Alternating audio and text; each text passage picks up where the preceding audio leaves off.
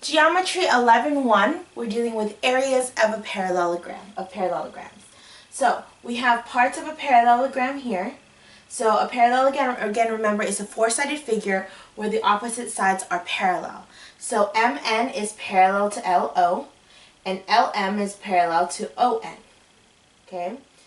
So these are what they call the sides, the legs, but they're also called bases. So any side is considered a base. So this could be B, this is B, this is B, or this could be B.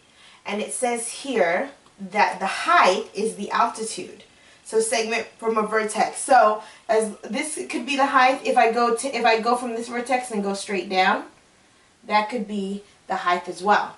So this could also be height. So any vertex to a base is the height. And to find the area is base times height. Okay? Now, compared to rectangle, it doesn't have any slants. So the height is any side. But in this case, the height is not any of the sides. That's the base. So it's the base times any altitude inside of the parallelogram. So let's do example. It wants us to find the area and perimeter. So first, let's start with perimeter because it's easy. The perimeter is when you add up all of the sides. And because of parallelogram, not only are the sides, if you remember going through the section, not only are the sides parallel, but they're equal. This is equal to this, and this is equal to this. Same thing. This is equal to this, so if this is 32 inches, this is also 32 inches. Okay? And this is equal to this. So if this is 24 inches, this is also 24 inches. Okay? So the perimeter, I add up all the sides. 24 plus 24 plus 32 plus 32. So we have 48 equals, plus 64. So we have 112. Yes. And then that's my perimeter, but it's in inches. Area, okay, is a little bit tricky because it doesn't give me the height, but it does tell me that this is 30 degrees. So I know that this is 24 inches, and I know that this is 30 degrees. So this is where chapter 9 comes into play. We're going to use the SOHCAHTOA. Because what I want to know is I want to know what this is right here. Because this gives me the height. So I'm going to label it H for height. And they give me a degree. Once they give me a degree, I can use SOHCAHTOA.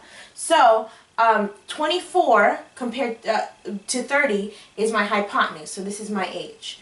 And my hypotenuse. Okay? And H is my adjacent.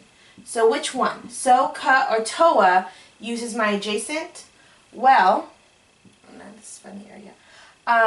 Sine is opposite over hypotenuse, and this is opposite, so we don't have that. Cosine is adjacent over hypotenuse. This is our winner.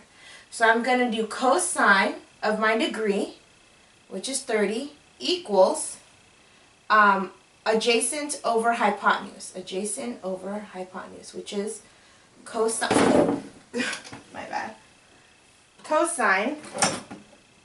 That's going to be entertaining. Cosine of 30, and I'm almost done, so I'm not refilming this. So cosine of 30 is adjacent, so cos of adjacent, which is H, over hypotenuse, which is 24. So I'm going to multiply both sides by 24. Right? These cancel out, leaving me with just H. So now I have to find the cosine of 30. Let me get my calculator. 24 times the cosine of 30.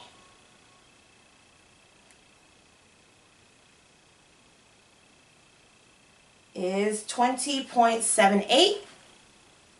So H is 20.78.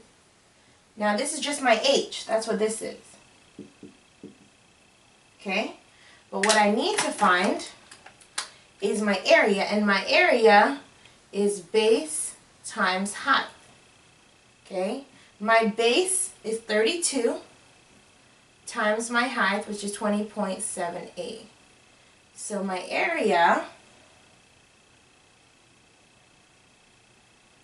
is 665, and because I'm area, so it's inches squared.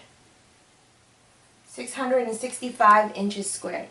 So go ahead and write this down. Don't forget your vocabulary, and try page 634, number 2.